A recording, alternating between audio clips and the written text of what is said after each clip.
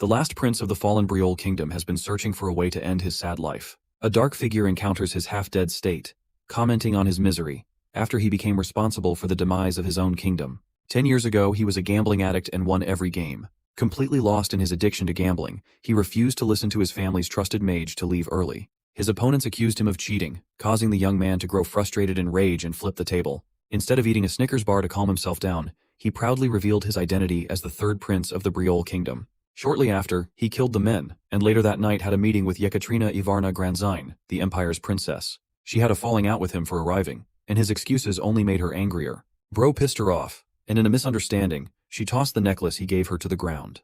Yekaterina told him not to contact her, leaving the prince questioning how he can apologize to her. Unbeknownst to both of them, a spy had overheard their conversation. The following day, he had already made his move, causing the relationship between the empire and the Briol Kingdom to fall apart. Conflict between them grew and became more unstable than ever before, until one day, doomsday broke loose for the Briol Kingdom in the face of a sudden invasion. The gates incinerated before his eyes, and war had now officially begun. The war continued for several years, unending and brutal, reaping the lives of many. At the time, the most feared man on the continent, Fiore Briol, mysteriously disappeared.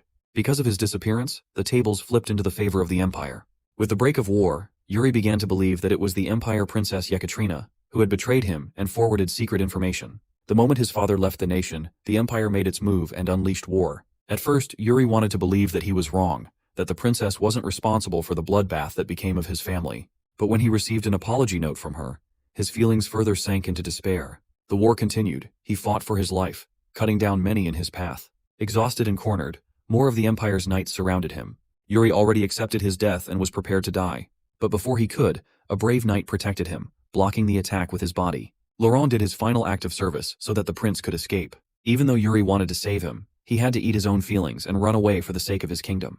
A few days passed and the empire was still looking for him. Yuri had found shelter to hide, but it was clear he wasn't going to last long. At this point, despair had completely overwhelmed him. He fully accepted the reality that his father must have been assassinated too.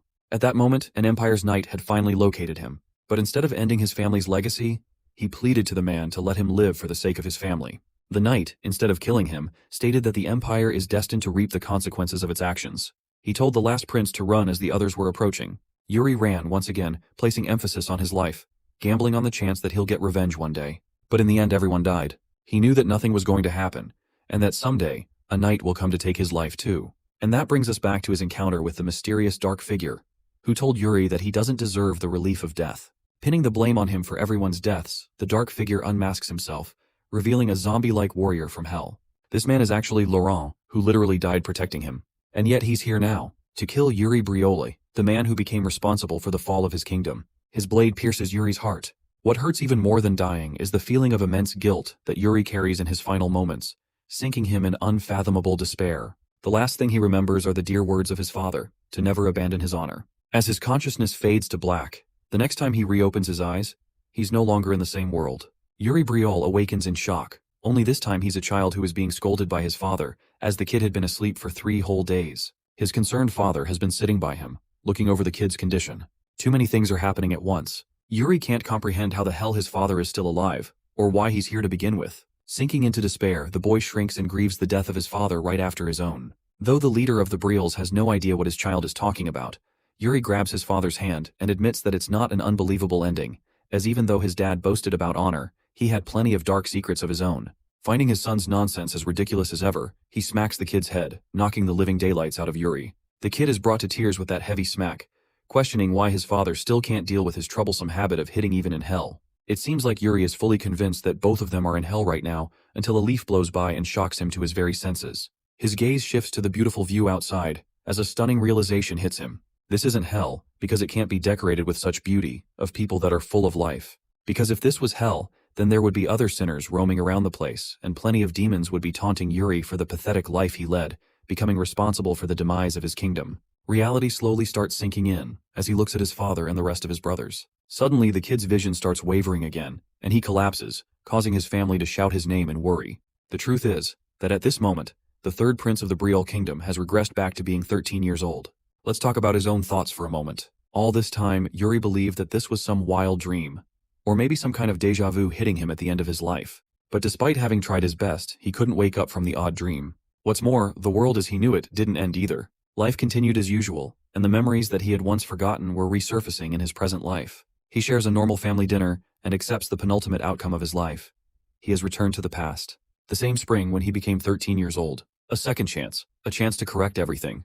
The next morning, one of the maids comes to help the young master wake up from his slumber. Yuri had even tasked her to wake him up on time, and yet he's still sleeping like a log.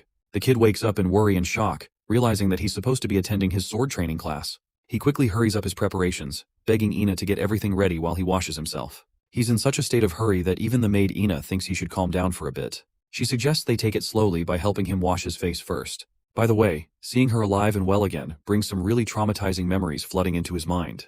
Because in the real timeline, he found Ina slaughtered among the others. The chilling memory of her death still has him frustrated. Turning back to address her directly, Yuri makes an astonishing request. He wants his maid to slap the shit out of him. Ina is at a loss for words because her role is to serve him and to make sure he's okay. And to slap him, it would mean going against her role. It's a great crime for a servant. But Yuri argues that he's ordering her directly, so it should be okay. The maid is still concerned, and asks if he's really certain about his decision. The confident Yuri is in the middle of completing his sentence when a loud smack hits his damn face. So loud that it even scares away the birds outside. Imagine how funny it would be if she killed him by accident. The story would end right here. The scene fast forwards to the training grounds. And yup, Yuri's face is swollen up like a balloon. He forgot just how strong Ina truly was as a maid. While he's practicing his blade, even the bystanders are laughing at his condition. Instead of offering him some kind of ointment to soothe the swelling, Bro got the entire gang laughing at him instead. The funniest part is how Bernard, his sword teacher, doesn't even acknowledge his face looking different today. The kid interestingly notes that his teacher doesn't even comment on Yuri's imperfect stance or positioning. He simply feeds the boy with a sparring experience without educating him with information. It makes Yuri want to question how this guy ended up becoming a teacher in the first place. The third prince then remembers a meeting he spied on between Bernard and his father. The sword teacher exclusively complained about Yuri's wasted potential. The kid could do much with his talent, but he isn't serious about his training, or else he has the fundamentals to become the finest warrior for their kingdom. Turns out that Bernard is actually a pretty good teacher. It's genuinely just Yuri being a terrible student that forced him into this role. In his original life, the young boy didn't think much of the meeting and simply got lazier. It frustrates the current version of him, because he understands the mistakes he made in his youth. So this time, Yuri addresses his teacher, and orders him that from now on, he'll be learning properly. He is officially ready to give his 100% in every session. The sword teacher smiles, questioning what's suddenly gotten into the boy, but he feels glad to hear those words. Unleashing a wave of thrilling blue aura, Bernard declares the start of the child's real training session. Saying so, he bolts into tremendous speed and clashes his blade against the young masters. Sensing that he wasn't clear with his words, Yuri hastens to stop the dude from ending his life. Bernard returns to his spot, while our boy is left with a horrific expression on his face. He was so in over his head earlier that he completely forgot about something truly important. The man bursting with blue aura and walking up to him was once revered as the sword demon before he began serving the kingdom. And well, that wets Yuri's pants and you can see the fear just collecting on his face. After an excruciating training session, the kid drops on the ground in defeat and exhaustion. He had just experienced a taste of what a real training session looked like. The only reason he was even able to contend against his teacher just now was because of his experience as a mercenary from the original timeline. Despite struggling for his life, Yuri finds optimism in his training. Sure, it made him want to kill himself, but at least he's improving immensely along the way. The real kicker is actually Bernard's own reaction. He can't believe that the young prince was able to block every single attack. His rate of improvement became magical in the middle of their fight. Interrupting their session, Ina bangs the door open, panting and requesting the young master to come with her. Yuri and Bernard are alarmed to hear that the king is requesting for his son. When our boy asks what's causing so much urgency, he learns that it's because Count Johannes brought his own son to meet them. By the way, Count Johannes' son is actually the same bastard responsible for betraying Kingdom Briol and opening the gates for the Empire's attack. Got Barkvar is a traitorous slimeball and now he's come to haunt him again. Addressing his maid, Yuri's voice fills up with cold determination as he inquires for the scumbag's location. In the next scene, the family is sharing a meal with their guests. Seeing the poised behavior of the third prince, Count Johannes is rather surprised and even compliments the boy's physique. The king confirms this, and even thinks that perhaps Yuri is eating something new in his diet. Count Johannes jokingly responds that they should share whatever he's having with Gott, his own son. The king returns the compliment and commends Gott's intelligence. But apparently his father doesn't think the same and argues that his son is lacking in many areas. Speaking of which, Gott appears to be dazzled by Yuri's brother, fangirling over him. As for our boy, he's busy glaring his ass down, causing Gott to nervously avert his eyes. Yuri's other brother senses this and wonders if something happened between the two, seeing how they have some conflicting tension going on. The funny thing is how our boy casually admits that this kid stabbed him in the back. Hearing this, his brother taunts Yuri Briol for leaving someone like that alone, especially after they've betrayed him to such a degree. He isn't wrong, by the way. It seems like Yuri's got a hate boner for Got, pointing out how the kid only acts like he's of high nobility, when really he's just a wimp. The expression on his face hasn't changed. Growing pissed, Got furiously shoots him an angry glare, returning the same energy. Instead of escalating the situation, our boy decides to remain calm, remembering that he should handle the circumstances intelligently. After all, no way in hell is he going to let this bastard ruin the kingdom of Briol again, or repeat the mistakes from his past life. Speaking of which, Yuri also remembers having fought him around a similar time in his original life. Though they had a mere argument, it could have been the reason that led Got to betray the kingdom someday. In the next scene, they enter the training grounds, where Yuri tosses him a wooden stick, acknowledging Got's skills with a sword. The young fellow undermines his own abilities until our boy reminds him that their kingdom isn't known for producing wimpy and narrow-minded knights. Got doesn't really know where this is coming from, as he's far from becoming an actual knight anyway. Yuri straightforwardly reminds him that it's his destiny to become one someday, so he can't deny what's to come. While Pipsqueak is in the middle of countering his words, Yuri launches himself at full speed, confirming the start of the duel. Wielding the most legendary weapon in the entire universe, the almighty stick, clashes his stick against Got's, who calls him a coward for ambushing him suddenly. Our boy's not done yet. He showcases excellent battle IQ by kicking the dirt right into his opponent's face, blinding Got and creating an opening. The annoying kid is now done being toyed around with, reminding Yuri of the honorable way of fighting that the knights hold. But to his shock, Bro literally throws his sword on the ground, which is a short way of saying, "I don't need a weapon to beat your ass. My hands are enough for the job." Propelling forward with a confident stride, Yuri kicks the ever-living crap out of the kid and knocks him to the ground.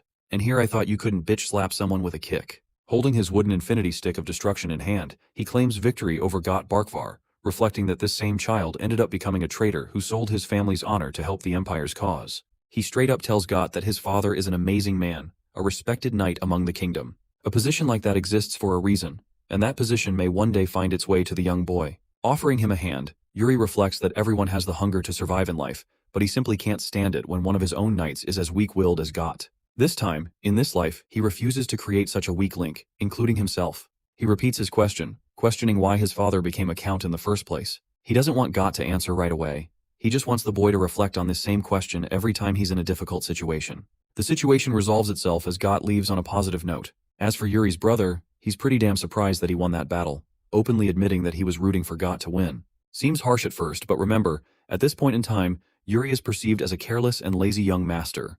Anyway, the kid takes offense, but his brother quickly reminds him that everyone knows the third prince for being a troublemaker and a gambler, so it's not really an unfair assessment. Annoyed, Yuri declares changing his ways and alarms his brother to stop pretending or teasing him. Seeing the surprised Pikachu look on his brother's face, Yuri teasingly smiles as his sibling fails to figure out what the hell happened to him. A few days passed, the hellish training session between him and Bernard continued.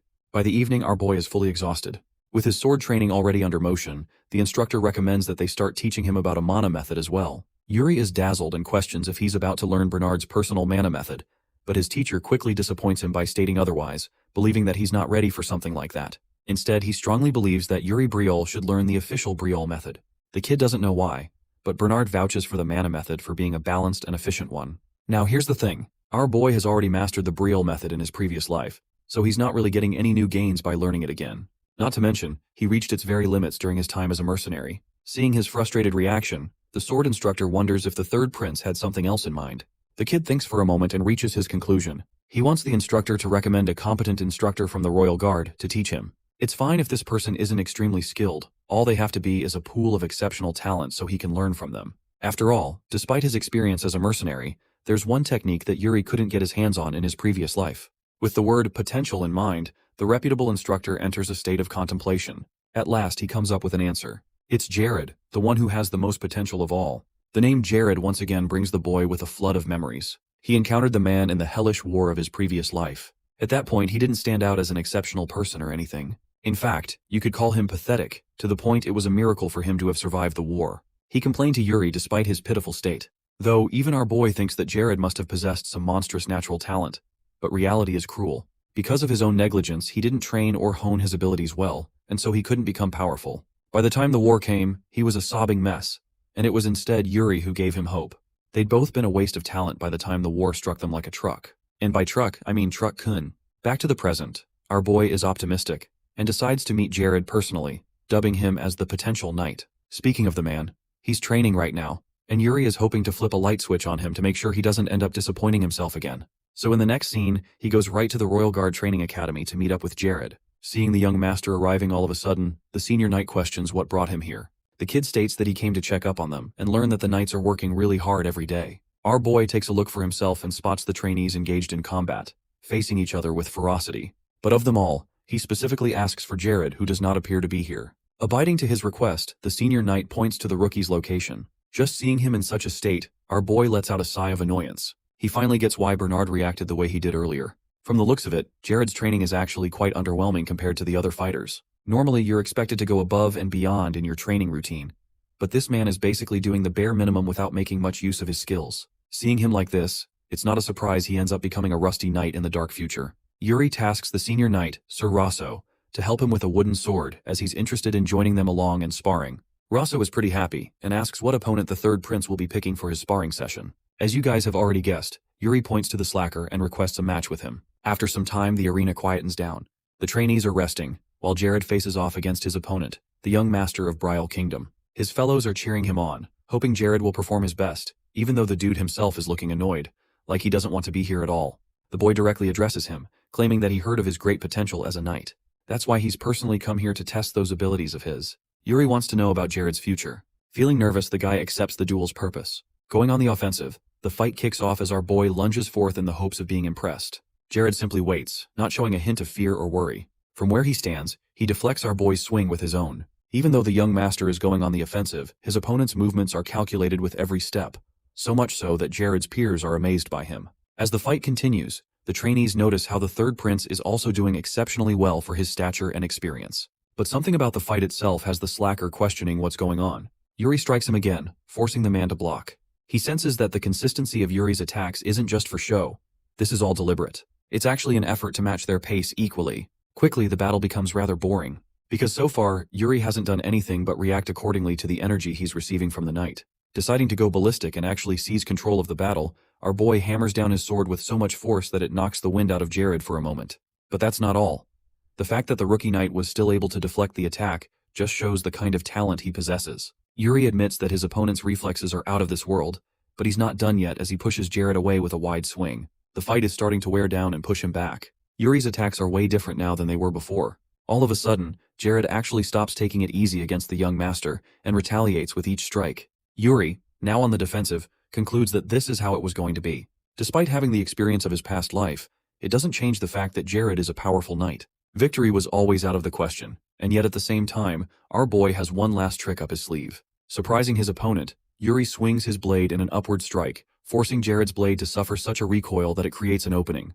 With a smile on his face, the third prince admits that he's going to get a solid hit in, even if he's going to lose this fight. And so that is what he does. Blazing forth with a slicing motion, he cuts past the knight in a confirmed hit, celebrating his strike. Even the rest of the trainees are at a loss for words. The third prince's excellent technique seized a proper hit against Jared, and they all praised him for it. But the fight isn't over, as the young master prepares his blade, questioning if Jared is still trying to hold back. Instead of being arrogant, the knight internalizes his confusion. Even though he had control of the fight, with every move he makes, it's like he's the one being driven back instead. Striding forth once again, a passionate Jared nearly gets struck again. The third prince encourages him to try harder, which in turn makes the talented knight grow annoyed. In his anger, he coats his weapon with a mana method technique. His usage of the ability has Sir Rosso and the others shouting at him for invoking such an ability against the young master. But this man doesn't care anymore, as his blade is pulsing with aura, and it makes its way just past the third prince's neck. If Yuri hadn't been careful there, he really would have been struck badly. Jared's rageful state turns to despair. That last attack just now? It chopped away a few strands of hair off the young master's head and left a scratch. The realization hits him again. Jared is scolded for being a lunatic who attacked the young master, while Rosso is fearful and asks for Yuri's condition. Instead of making a big deal out of it, our boy thinks it's just an inevitable outcome in a spar. He bandages his bleeding scratch shut and tells the knight to pick up his weapon again, as their fight has only just begun. Lunging into motion, Yuri goes on the offensive again. Their blades clash as the third prince finds himself amused, swiftly overwhelming his opponent with each strike. This side of the prince is something not even the knight was aware of. The rookie knight compares himself to the state of the third prince. One was barely giving any effort during training, while the other is motivated to give it his all, to prove a point. Not just that, Yuri is entertained instead of feeling cornered as he clashes against Jared back to back. It's not just that the young master is giving it his all, but he's positioning himself to try even harder with every attack. The duel reaches a standstill, but Jared is finding it hard to keep his cool. He's in a state of rage. This kind of passion and fury never came to him before, even when he fought against stronger opponents. Meanwhile, Our boy is looking majestic as hell with those blue eyes as he blocks Jared's advance. The knight can't believe that the young prince is pushing him to such limits. Speaking of which, Yuri bursts forth and commences yet another horizontal swing. His opponent ducks it, but it's safe to say that Yuri got his payback for the hair as he slices off a few strands from Jared. The knight grips his blade with power, immensely swinging it down against the prince. I think he's also using a mana method here, because his blade literally cracks and shatters Yuri's sword. The fight reaches its end with a clear victor. Instead of feeling low about it, our boy maintains his calm and smiles at his opponent. Jared's aura dissipates, his body releases heavy breaths as a result of exerting so much power.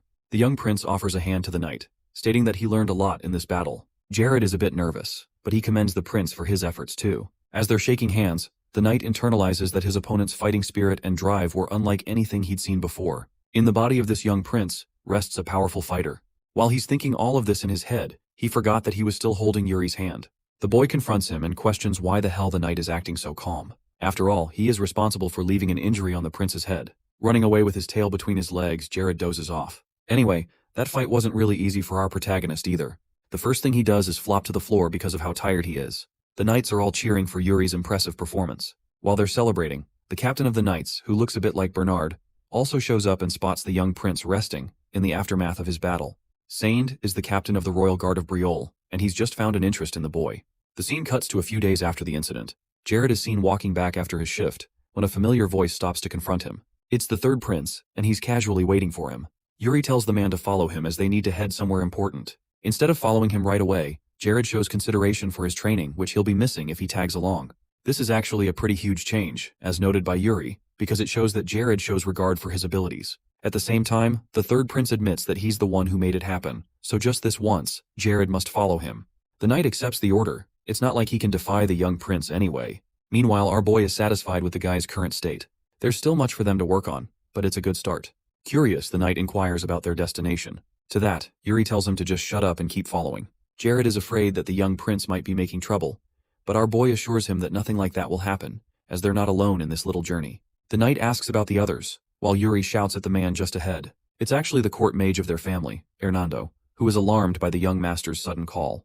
The kid immediately states that he's got to go somewhere and needs the mage to assist him. Hernando isn't falling for a request like that, and hurries to decline, until our boy hits him at his weakest, revealing that the mage has a mountain of gambling debt that could be paid off in an instant. Astonished, the mage turns back to confirm the young master's words.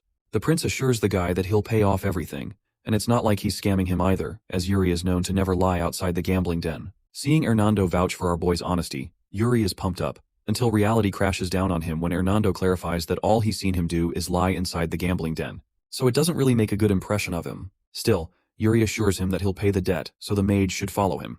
Deciding to agree to the request, Hernando pulls out a whole-ass contract for him to sign, to make sure he isn't getting scammed. Yuri's face is left devastated, as our boy realizes that not even his title as the third prince is of much use in this damn world. Funnily enough, he puts all the damages under Jared's name, telling the knight to do his bidding. At first it seems like poor Jared is being shoved under the bus, but in reality, this is actually Yuri's way of dodging the contract completely. He wants the knight to act as a key witness between their verbal agreement. With that settled, Hernando is ready to hit the road, but he's still not sure where the heck they're going. After all, if the young prince is taking a knight and a mage to such lengths, then clearly the matter is urgent. At last, Yuri reveals his mission. They'll be heading to the Sword Mountain. The mage fails to comprehend the goal, until the young prince smiles and declares that they're gonna loot the dungeon of his ancestor. As they walk through the old abandoned tunnel with Jared leading the way, Hernando remarks that he never would have guessed a hidden path like this existed right beneath the royal palace. Jared turns and asks Yuri what's waiting for them at the end of this long cave, and the prince shrugs like it's no big deal while saying it leads to Sword Mountain, which stuns the knight, who asks if it's that legendary one from all the stories.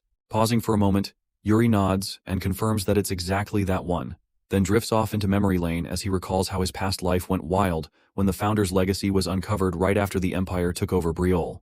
While running away during all that chaos, he remembers seeing a newspaper saying a dungeon had been discovered inside Sword Mountain. On the flip side, he'd only used the tunnel to make a clean escape, and the so-called legacy slipped right into the crusty hands of the Empire. But unlike his past self who just wanted to survive, this time around our boy's aiming straight for the truth and refuses to look back. He locks in hard and decides he needs to see firsthand what kind of legacy his ancestors really left behind. A moment later, the scene opens to a lush green forest that looks like it's been ripped right out of a Disney movie, and Yuri pushes open the giant rust-covered doors at the tunnel's exit. The squad walks into the open woods as Hernando scans the area and asks if Sword Mountain really begins from here. Then he switches lanes and asks how Yuri even got his hands on the key, while the prince quietly recalls that just like in his previous life, it had been lying in his study the whole time.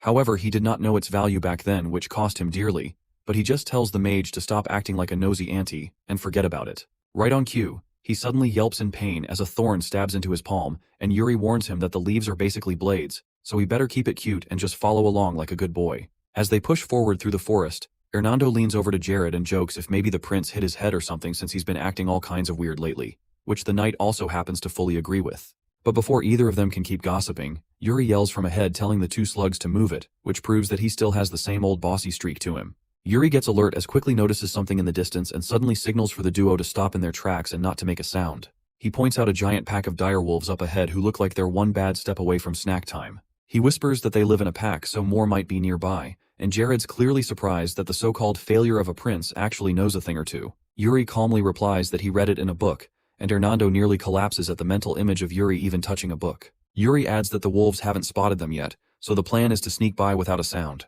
But the universe has other plans, because Hernando backs up and somehow steps on the one and only twig in the entire forest, which lets out a loud snap that nearly gives everyone a heart attack. Trying to play it off, he throws up a nervous apology while sweating bullets, only for a direwolf to leap from above and try to turn him into lunch. Jared freaks out and rushes forward as he yells his name and swings his sword hard enough to cleanly slice the wolf's head off in one brutal motion. The beast drops beside Hernando, and Yuri gives Jared props for using mana since direwolf skin might as well be iron armor. Unfortunately, that flashy move comes with a price as the pack's alpha, who's clearly bulkier than the rest, and locks eyes with Jared. The big guy lets out a bone-chilling howl, and in seconds the squad finds themselves surrounded by the entire pack, while Jared tightens his grip on his sword. He tells the other two to stick close while he charges up mana again.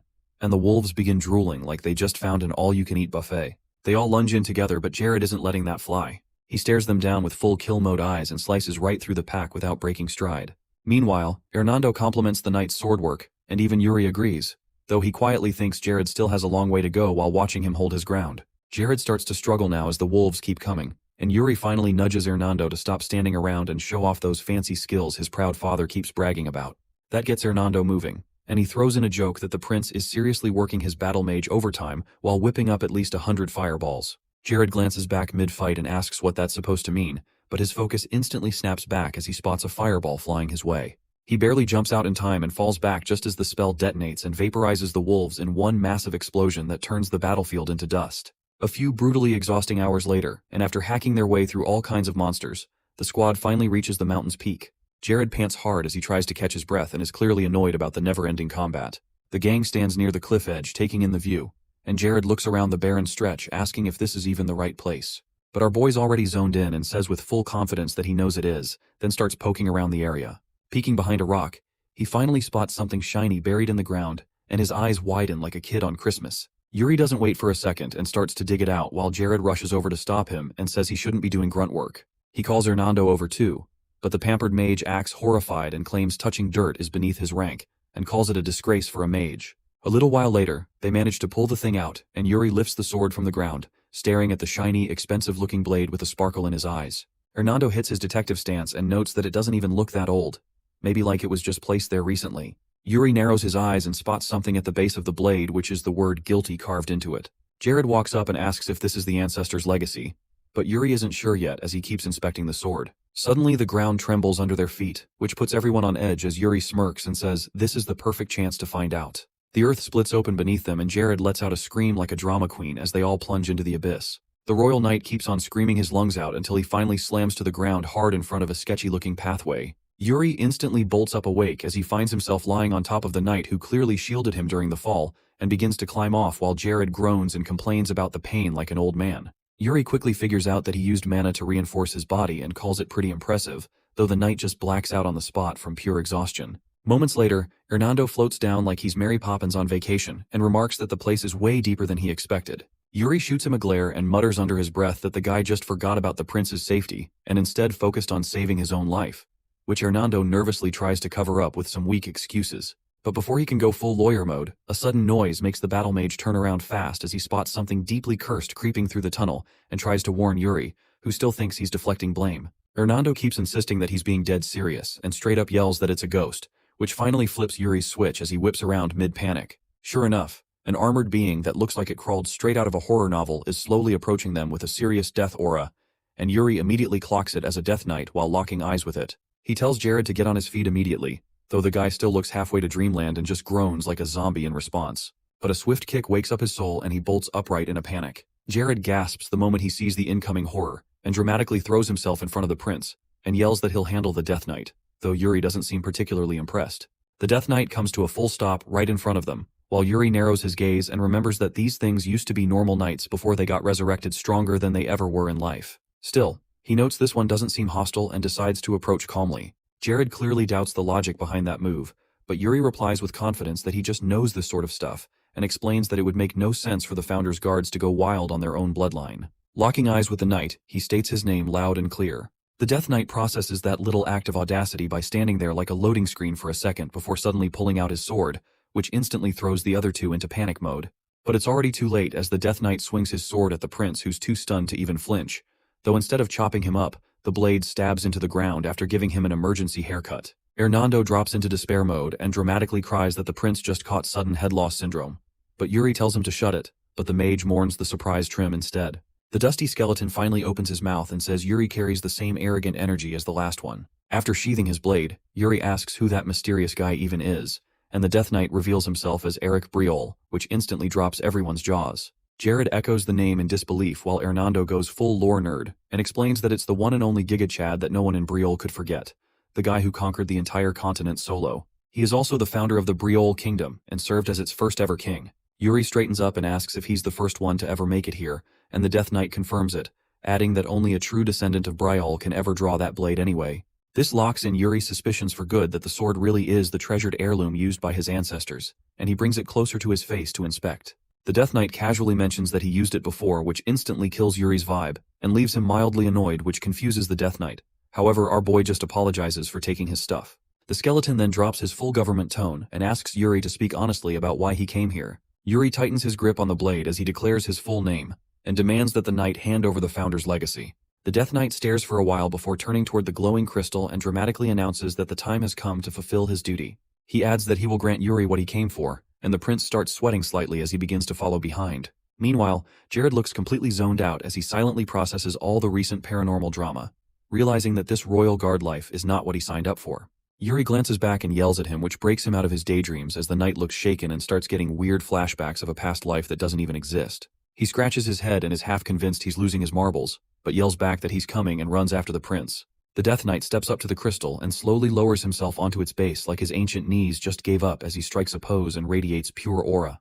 The crystal starts glowing intensely, which forces the squad to shield their eyes, while the skeleton declares that he hopes the prince is truly worthy. Instantly, Yuri gets teleported into a barren desert-like zone and starts spinning around in panic and wonders where in the world he landed. He spots a figure approaching in the distance and briefly thinks it might be the Founder himself. But that hope vanishes fast when he realizes the thing isn't even human, and is already charging full speed at him with a sword in hand.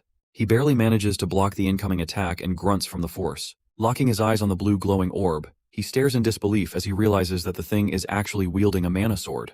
The transparent fighter gestures to the glowing blue orb embedded in its chest, which leaves Yuri a bit baffled, but it doesn't stop there. The glow begins to flow through its clear body, and then spreads into its sword, making that light up too. Yuri keeps his own sword raised while still on guard, but starts realizing that what he's watching is the actual method to wield mana itself. His confusion grows when the being suddenly gestures at him. He shouts at the thing to ask if it seriously wants him to copy its movements, even though they're clearly supposed to be in the middle of a duel right now. Scratching his head, Yuri mutters that the Founder might have really lost his mind before dying. The concept of throwing someone who hasn't even touched the mana method into a real fight to teach them by force only sounds like the kind of move someone living their second life would even think up.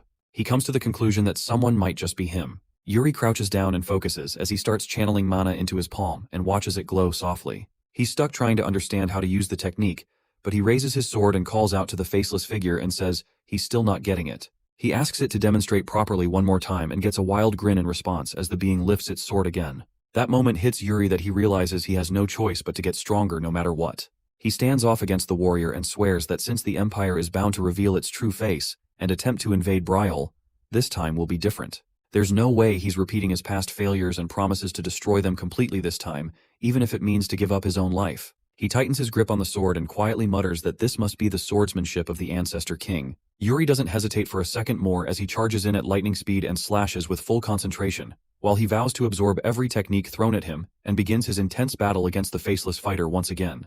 Meanwhile, Jared slowly opens his eyes in a completely unfamiliar space and looks around with a confused look. He quickly figures out that he's standing in what looks like a training ground. Trying to find any signs of life, he comes up short and comments that everything here feels far too real to be any kind of dream. He senses something is off and clutches his sword tightly while he yells out that whatever is hiding should stop acting scared and just come out already. Behind him, someone begins walking up and he spins around, ready for a fight, but then freezes in confusion when he comes face to face with a mirror image of himself. He wonders aloud if this is supposed to be the Death Knight's idea of a trial. He calmly asks the copy for its name and whether it's supposed to be Jared too. Finally, the doppelganger opens its mouth and tells him he shouldn't be trying to fight fate, which throws Jared off.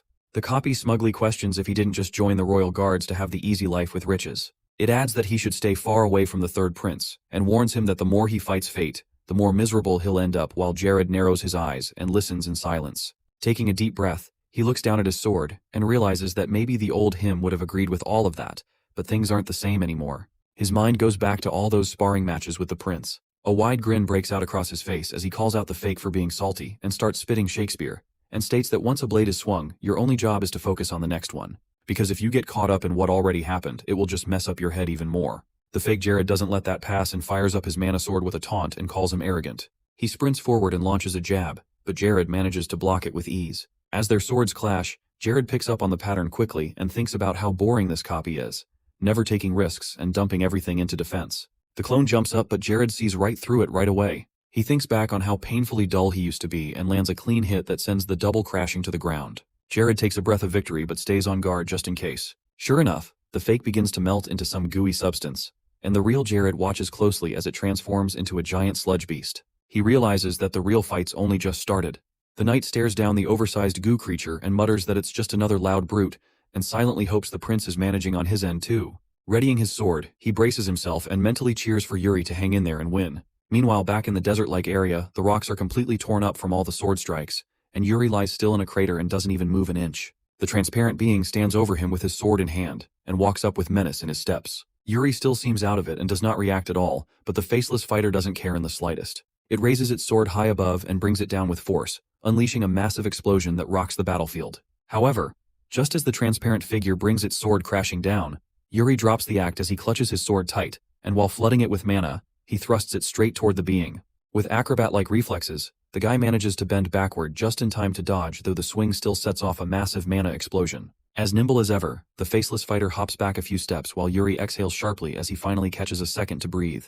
He wonders just how long this duel has been going on. He admits that the last move was extremely reckless and dumb, but the way he slashed and the way mana surged through his blade, especially the way he fought like his life depended on every clash, that's what finally helped him start to feel it click. He stares down at the blade in his hand, now pulsing with power, and senses a breakthrough. But before he can soak it in, something pulls his attention back as he notices the transparent warrior starts to crack. Its sword splinters into fragments as its body begins breaking apart, and Yuri figures it out instantly: the guy's time is up. Dust begins to peel off from its limbs, and just before fading, it raises a hand in one last wave. The prince watches the remains scatter into the air with a strange smile tugging at his lips. He closes his eyes and quietly thanks the faceless mentor, right as his own form starts to dissolve too. Eventually Yuri groans and slowly opens his eyes and blinks off the haze as he looks around in confusion. His companions are waking up and look like they have gone through something similar too, and that's when it clicks that they're finally back. The Death Knight watches and remarks smugly that it sure seems like they all had a nice little dream. Yuri is still a bit out of it but manages to ask what that even was. He gets told it was all part of the founder's master plan, which is something he left behind in case his future descendants ever made it to this place. Yuri remembers how in his past life, the Empire completely demolished Sword Mountain, which probably explains why no one from the Briol family ever got close to this legacy before. Instead of letting it go, he asks if the founder himself used this mana method, but the Death Knight denies it. The founder didn't use it, but this was his final legacy, as after journeying across the world, he took every skill he deemed worthy and fused them into one final technique, and Yuri is the very first to inherit it. The prince looks thoughtful, and then questions why Eric didn't just pass this down to the royal bloodline directly. The skeleton explains that the dungeon only opens when the time is right, and since it opened now, it means that this power is needed. Yuri asks what exactly that timing means, but the knight shuts down that it's not his place to answer that question, and Yuri's got to figure that part out for himself. He focuses on the sword again in interest and asks its name, and the Death Knight reveals it's called Soul Severance. The name lingers in Yuri's head, but before he can stew in it, the knight tells him to bend the knee like he's about to pass down the family heirloom, and his aura makes it clear he's not playing around. Yuri drops to his knees on instinct with no hesitation, and the Death Knight places his hand on the boy's head and begins reciting the vow. He tells Yuri to never fear his enemies, and the prince replies with a solid yes. He continues and commands him to follow what he believes in and no matter what, fulfill Briol's duty until the end. Then without warning, the knight grips Yuri's head tighter and pulls it back as he orders him to lock in and remember this next part well, that Briol never throws away its honor, even if the cost is life itself. With those final words, the Death Knight begins to turn to dust as well, having finally completed his mission. His voice fades with one last line that this is the oath of Briol, while Yuri says nothing and can only stare at the fading night. The next morning the maid barges in and pulls open the curtains and announces that it's morning. From under the covers, Yuri groans in protest, and she asks if he's feeling tired since he apparently came home super late last night, and warns him not to lie back down or he'll fall asleep again. Yuri yawns and explains that he made a stop at the royal archives, which is why he got in so late. The maid seems curious and asks why he did that, and he answers that he was looking for a particular record. While digging through the family archives last night, Yuri came across something interesting that the record stated the founder had a sibling, someone who tossed away their honor and then just vanished from the pages of history without a trace. Staring at the sword now, Yuri figures that brother must have been the Death Knight and that the sword originally belonged to him. She reminds him that he should probably get dressed, since the king is apparently waiting to see him, which makes Yuri's heart nearly skip a beat. She adds that she isn't sure why, but after Hernando's meeting with His Majesty, the king immediately asked for him. Yuri starts sweating bullets and curses Hernando in his head as the events of the previous night flood back. He remembers Hernando's face telling him straight up that he was going to report everything to the king. Yuri asks if that's really necessary, but the guy just smirks and says he kind of feels like it is. Yuri grabs his head in stress and realizes that everything must have been reported by now. Later inside the gleaming royal hall, Yuri stands beneath a chandelier that looks expensive enough to bankrupt a city and announces that he's here as requested. The king sits there as he scratches his head and is clearly unsure what to even do with him at this point. He opens with the fact that Hernando already told him everything and scolds him hard for sneaking off, and not to mention that he somehow managed to find the secret dungeon and came out with the founder's legacy. Yuri doesn't deny any of it and admits it's all true. But that doesn't stop the king from rising from his seat, and if he really found the sword down there, which Yuri confirms to be true as well. His Majesty walks toward him slowly as his tone turns heavy and states that lately he's heard from a lot of people that Yuri has changed a lot. The king narrows his eyes and starts rattling off names, listing everyone who's told him about Yuri's sudden shift in personality, with the final nail in the coffin being Hernando. Placing a hand on his son's head, the king commands him to speak and demands to know what exactly happened to trigger this transformation. Yuri gulps nervously as holds his sword tighter but says nothing. The king doesn't back off and presses again, asking if he doesn't want to give a reason. Yuri stammers that it's not that, but the king cuts in and wonders why he's hesitating then. The prince replies that he's scared because His Majesty's been clenching his fist tightly all this time. Realizing this, the king loosens his grip and tells him to spit it out already. Yuri finally opens up and says that he had a dream which puts the king on alert. But Yuri continues that in the dream, he committed an unforgivable sin. The king still looks unconvinced and repeats the phrase slowly. Using his full government name, Father Briol straight up asks, what was that unforgivable he committed that led to such a change in attitude, while Yuri just stares at him eye to eye. Yuri pauses for a long second before finally admitting that his sin was failing to protect Briol to the very end. In the dream, the kingdom was thrown into the chaos of war, and countless innocent people were wiped out without mercy.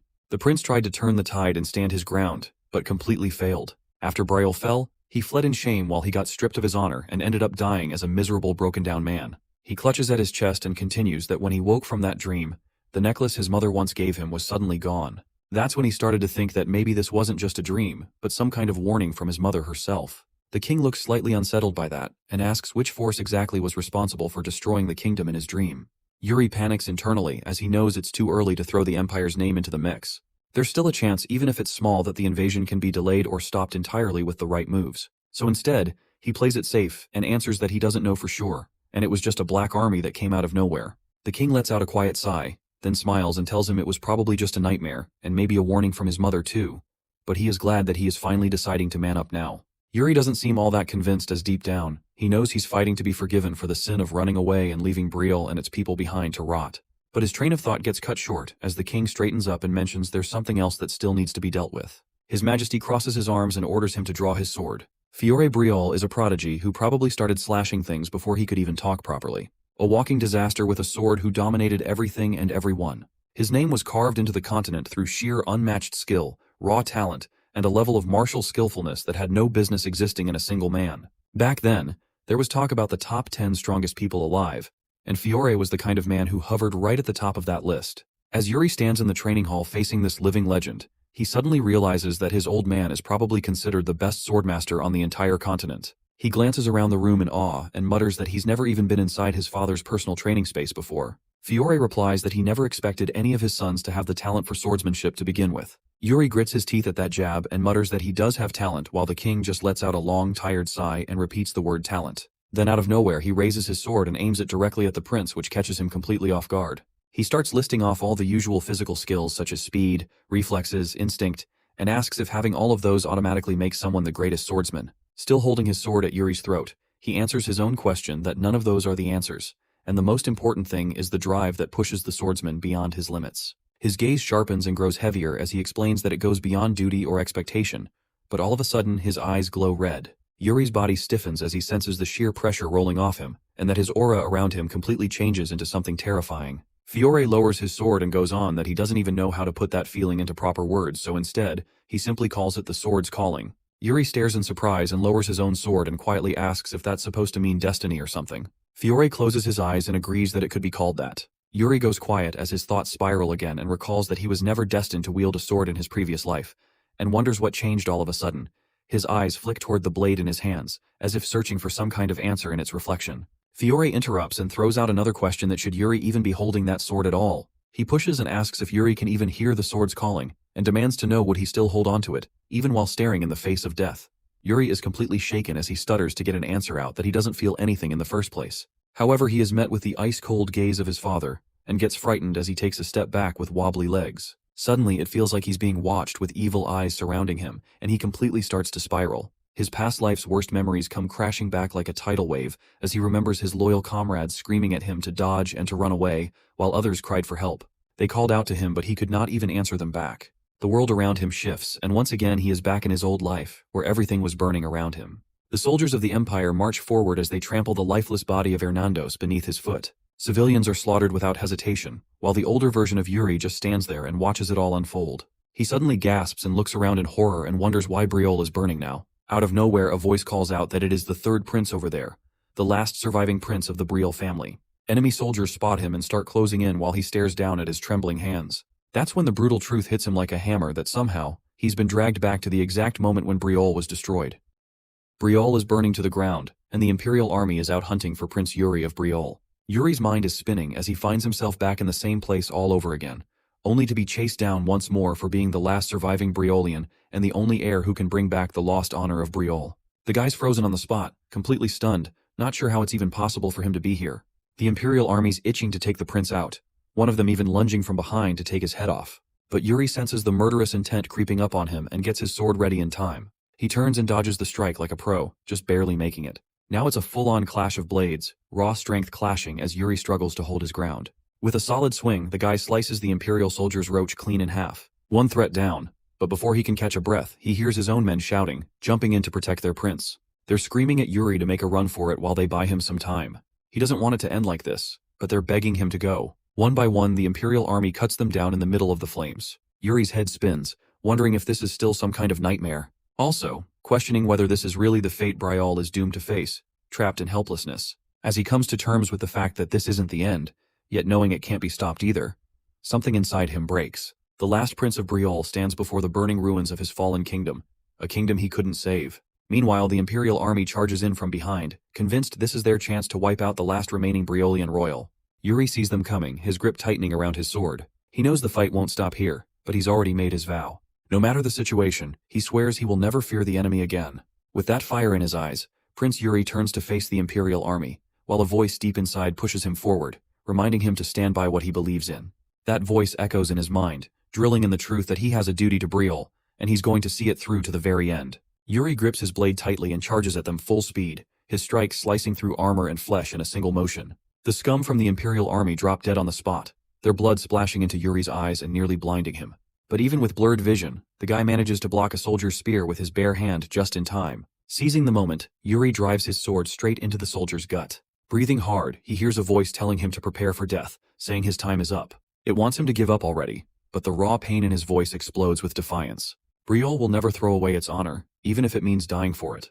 With that fury, Yuri lunges at the Imperial army like a beast, ready to carve their graves right then and there to fulfill Briol's duty. Just then, little Yuri mumbles that he will protect Briol's honor until the end. Fiore's voice cuts through, waking the poor kid up and asking if he can hear him. One loud call of Yuri's name snaps him out of it, and the shaken boy finds himself staring at the Black Army, while his father, Fiore, gently calms him down. He reveals it was all just an illusion. The moment Yuri gripped the sword, it triggered a tragic memory, and now his hand is drenched in sweat. From the look in his eyes, his father seems to realize he may have been wrong, and now, he wants Yuri to take up the sword for real. Little Yuri smiles at him, saying he's made his decision. But then he pauses, kind of weirded out by the strange expression on his father's face. Anyone looking at him would think Yuri just signed his own death warrant or something. Suddenly the boy tugs at his father and tells him to chill. The old man's caught completely off guard, stunned by the guts his son has to throw him a reality check like that. Little Yuri bursts out laughing and confidently says he's a genius after all. His father's face twitches right before he smacks Yuri on the head. Later that morning, under the soft light of sunrise and a pleasant breeze blowing through the field, Bernard strolls by and catches sight of young Yuri icing the bump on his head. He can't help but ask whose brilliant idea that was, and Yuri casually says it was his dad. Bernard, shaking his head, jokes that the old man must be feeling generous today. Still, he warns Yuri that from now on, training's going to get tougher. No more holding back. Yuri's already prepared for that. Thinking back, the kid realizes that Bernard's reason for living in Briol probably had a lot to do with his father. Seeing his chance, Yuri finally asks if Bernard had to take on some special condition, like a duel with his dad, that convinced him to stay in Briol. The old man doesn't even hesitate before saying yes, so Yuri takes that condition out of the picture and asks, if not for that, Bernard would have still stayed. The answer's a flat no, and Bernard laughs when Yuri calls him heartless. Still, the old man knows this little prince just wants him to stick around. Bernard says he might consider the offer if Yuri can give him a good enough reason. Anything tempting will do, since the old bones might just be willing to forget everything else. Little Yuri is shaken to his core when Bernard suddenly picks up on the vibe and asks if he truly wants to learn swordsmanship. The kid's scared out of his wits, while Bernard's lost in thought, clearly cooking something up in that head of his. He's pretty curious to see how this turns out. Yuri finds the whole idea a bit overwhelming, especially since Bernard carries a nickname like Sword Demon. But the old man just shrugs and says it's alright if Yuri hasn't mastered anything yet, he'll take that into consideration. Yuri says it probably won't be of much help, then pulls out his sword and shows his style, swordsmanship infused with mana. The mana flows through the blade itself, something Bernard admits he's never seen or even heard of before. From what he knows, mana is usually just used to enhance sword skills, not become one with them. Yuri explains that's exactly why it's so hard to pass down, because it would always end up incomplete. But Bernard surprises him by saying he's fine with that. He's willing to take it even if it's not perfect, and now he's making that the condition to stay in Briol. At the very least, he's confident he'll understand part of it. Yuri's impressed by the old man's confidence and officially confirms Bernard's stay in Briol, just like they agreed. With that settled, Bernard tells the kid to show him something and gets into position. Yuri Briol, gripping his sword, demonstrates his simhunchum technique. In the middle of it all, Bernard casually drops a bomb. He never actually planned on leaving Briol in the first place. His Majesty had already asked him to stay for another 10 years. That revelation hits Yuri like a ton of bricks. The kid realizes he just got played big time. Before he can even react, Bernard smirks and reminds him he's supposed to be attacking. But Yuri's done waiting, so he decides to strike first. This old bag is seriously getting on his nerves. He blocks Bernard's attack with all his strength, their blades crashing together in a sharp clash. Later that evening, little Yuri lies on his bed, lost in a flood of thoughts. He starts to feel like the future is shifting. Not the same future where Briol burned because of his mistakes. He hasn't done anything major yet. But the fact that Bernard chose to stay in Briol is proof that something's already changing. The future always felt uncertain and out of reach, but now it's shifting little by little. Even so, Yuri knows it's not enough. Deep down, he's fully determined to bring the Empire to its knees. The kid's ready to make that happen. Out of the blue, maid Ina shows up, hoping Yuri won't stir up any more trouble from now on. Curious, Yuri asks her what other plans she's hiding. Ina, clearly used to his usual antics, brings up how he always has some excuse to ask for help. Then she drops the news. There's a meeting tomorrow at the Elders' Council, and she hopes he hasn't forgotten. She's clearly had enough of his shenanigans. His father casually adds that Yuri will be joining them too, which is completely new information to him. Ina reminds him it's the first thing in the morning, and most of the council will be present. Just then, she grabs little Yuri's hand, her eyes sparkling as she warns him the place will be full of scary old folks. But she really hopes he doesn't end up punching anyone. He laughs nervously, assuring her there's nothing to worry about. He's not the same as he used to be. And with that, he promises Ina that he will behave. The next day at the Elders' Council, the very first thing Yuri notices is the overwhelming opposition. No doubt about it, Ina was absolutely right. Duke Gennard is the first to speak up, bringing attention straight to the prince's mana method. The old man strongly opposes the idea of the prince learning such an unverified mana technique. What was supposed to be a council for discussing national affairs has clearly lost its purpose, turning into little more than a roadblock against royal authority. Now Yuri finally understands why his father used to avoid this council altogether. Duke Gennard, Lettery of Wes, insists that Yuri should stick to the traditional Briol method instead. This royal member immediately objects, claiming the so-called unverified technique is actually the founder's legacy. The big man in the room demands solid proof to back up that claim. This royal member is clearly irritated that Duke is doubting the prince's beliefs, but Duke argues it's all about safety, saying everyone's gathered out of genuine concern for the prince's future. Yuri can't help but find it a bit amusing that the entire Elders' Council is going back and forth over his mana method. It almost feels like an honor, especially considering that after Briol fell, the same man who bowed his head to the Emperor is now speaking so smoothly, it's more than a little ironic. Duke then calls for the opinion of Sained, captain of the Royal Guard. Sained, trying to stay neutral, admits he's not sure. Every mana method has its pros and cons, and people have different affinities. Duke jumps on that statement, using it to push his agenda by pointing out that even the Royal Guard captain has doubts, so it's better to throw the whole thing out. This royal member quickly counters, saying Sanad meant each mana method holds its own value. Duke's sidekick jumps in, accusing the Duke of worrying that the method might harm the prince. Yuri senses the mood shifting fast and he's not liking it one bit. In just a few seconds, the entire council had completely turned on him. If he hadn't already put in the work with the mana method, he'd be stuck rebuilding his core from the ground up. But since he stuck to the founder's original vision, his Simhancham was already deeply rooted in his core. Yuri's at a loss for words, tense and unsure how to move forward as the weight of the council's judgment hangs over him. Just as the silence starts to feel suffocating, a voice cuts through the hall, sharp and casual, saying they sure know how to talk big. All eyes turn as Free Baron Calcio Arancha steps forward, breaking the tension. With a smirk, he throws out a question to the room, asking who among them has actually fought an orc. The entire room's attention shifts to Calcio, the atmosphere changing as a few members start whispering among themselves. Duke Gennard raises an eyebrow and asks who he is and what rank he holds, clearly trying to gauge whether he even belongs at the table. Calcio Arancha steps up and casually introduces himself as a free baron. The big man looks surprised, almost offended, that someone of that status would dare attend the Elders' Council. Calcio admits he never planned to come here either, but had no choice after Count Sidor personally delegated the task to him. Yuri's eyes widen at the mention of Count Sidor. The name brings back memories. He's the border count, the one who guards the outer edges of Briol, a lord known for fighting on the front lines. That man is a living legend, a true soldier who spent his life on the battlefield, and now his name is being dropped in this very hall. Although Yuri knows full well that Count Sidor has little to no interest in noble gatherings, he still can't figure out why the man would bother sending a representative to the council. This royal member beats him to the question, asking why exactly Count Sidor sent Calcio here. Calcio, with a sly grin, jokes that Sidor wanted him to witness all the snooty nobles talk big about politics without actually doing anything. After watching everything unfold, he admits it all makes sense now, why Sidor sent only him. Then, shifting the tone, Calcio explains that on the real battlefield, the type of mana method doesn't matter. Whether it's the Empire's Lion Fang art or Briol's traditional method, what truly counts is the person wielding it. He turns to Yuri, saying he'd like to hear the prince's own thoughts on the matter. Taking the opportunity, Yuri steps forward and expresses his desire to learn the founding king's mana method. What confuses him is why it's even causing so much controversy in the first place. And with that, Prince Briol makes himself clear. No matter what anyone says, he's going to pursue the founder's mana method, one way or another. Calcio goes on to say that the sword-bearing prince is clearly set on following the will and method of their founder. He adds that most of the people in this room have neither the authority nor the responsibility to speak on the matter, especially when it doesn't concern them directly. He takes a jab at the lazy nobles glued to their scholarly chairs, saying anyone who's never stepped onto a battlefield shouldn't even have a say. Duke Gennard comments that the free baron certainly speaks bluntly. Calcio smiles and says slaying orcs tends to rub the manners off a person, so he hopes the Duke can overlook that. He then circles back to his original question, asking who here has actually slain an orc. The room falls into a blunt silence. Calcio keeps the pressure going, making it clear that monsters don't care what kind of mana method one uses. The way he speaks has everyone in the room looking nervous. Duke's sidekick agrees with Calcio to a point, but insists Yuri is still just a kid who lacks proper judgment. Yuri doesn't take that lightly and fires back, asking if Duke's sidekick is really questioning his judgment. He reminds everyone that his mana method can't just be scrapped or overhauled like it's nothing. Calcio backs him up, saying Yuri isn't the type to give up so easily, and asks if the council seriously plans to rip out the kid's core by force.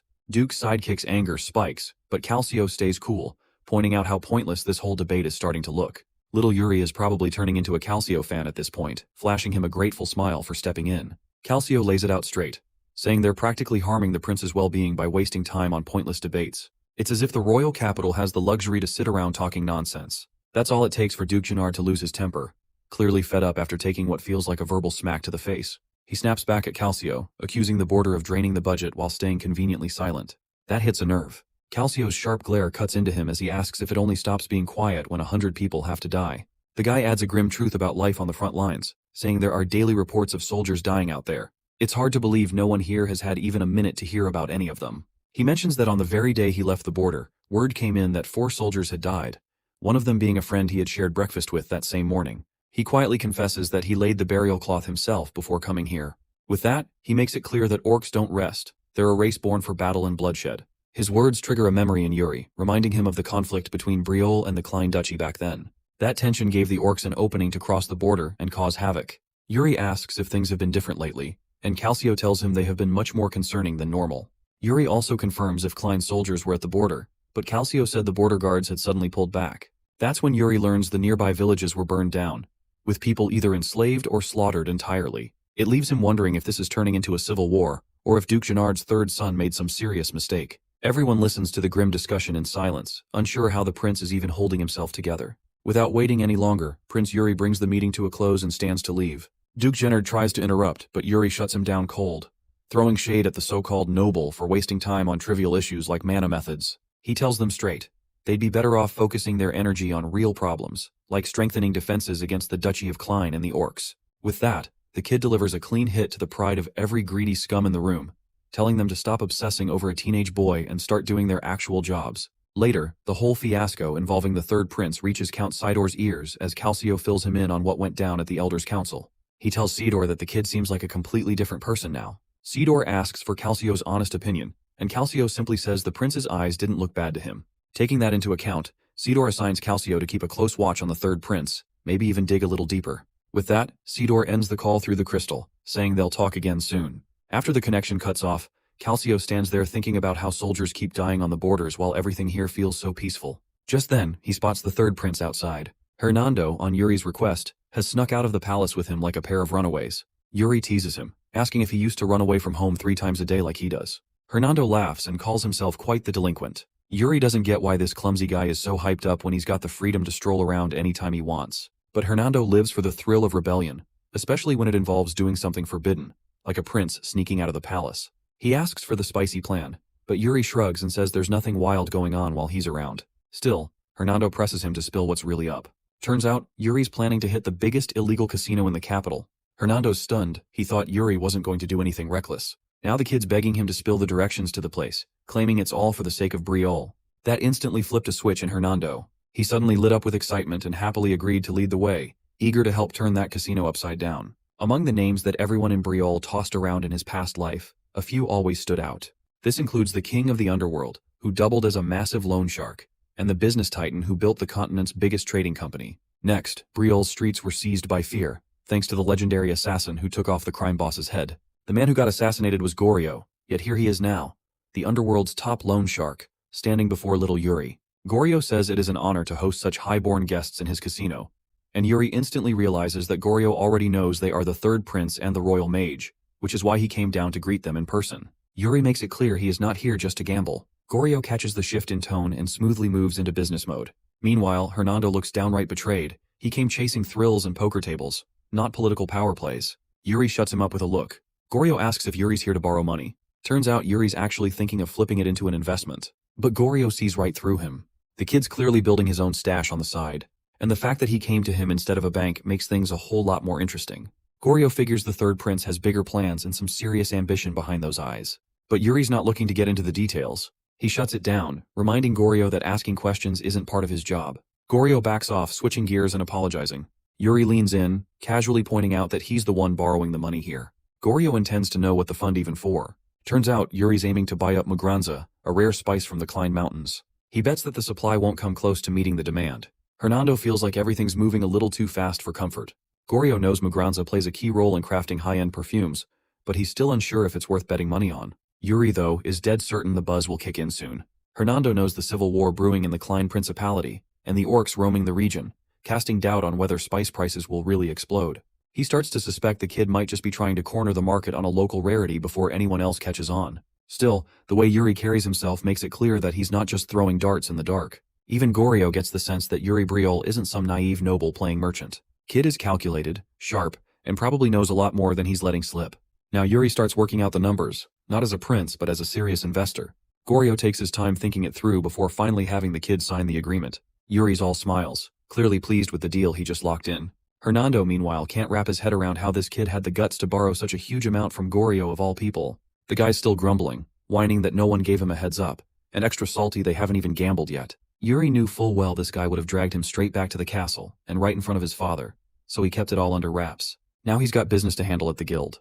And as far as Mugranza goes, the profit's already in the bag. Yuri is well aware that the first casualty of the looming civil war will likely be the alchemist, the only person who knows how to process Mugranza and a trusted aide to Duke Klein. Until a replacement shows up, Yuri has already planned to sell the spice at whatever price he wants. He also knows better than to hand this job to just anyone, which is why they end up at a sketchy, rundown place. Hernando is seriously judging the kid for showing up somewhere like this. Yuri knocks hard, calling out for Irene Wood, while Hernando keeps insisting that the guild would have been a smarter choice.